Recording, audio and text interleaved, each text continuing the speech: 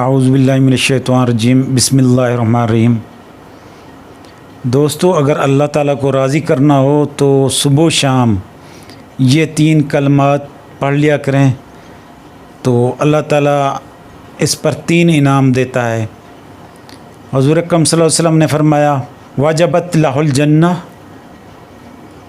جس نے یہ 3 کلمہ پڑھا، رضیت باللہ ربا وبالاسلام دینا وبمحمد النبیہ۔ 3 کلمات ہیں، یہ 3 مرتبہ صبح و شام پڑھنے ہیں۔ پہلا انعام جو حضور اکرم صلی اللہ علیہ وآلہ وسلم نے فرمایا کہ اس پر جنت واجب ہو جاتی ہے۔ دوسری روایت میں ہے حضور اکرم صلی اللہ علیہ وسلم نے فرمایا کہ اس بندے کو جو یہ 3 مرتبہ صبح پڑھتا ہے، 3 مرتبہ شام پڑھتا ہے، میں اپنے ہاتھوں سے پکڑ کر جنت میں لے جاؤں گا۔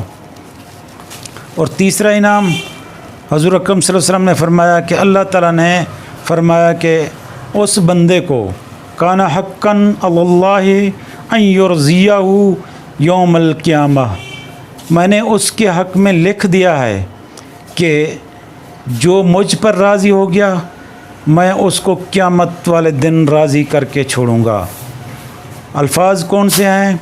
رضیت باللہ ربا وبالاسلام دینا، رضیت باللہ ربا وبالاسلام دینا وبمحمد النبیہ۔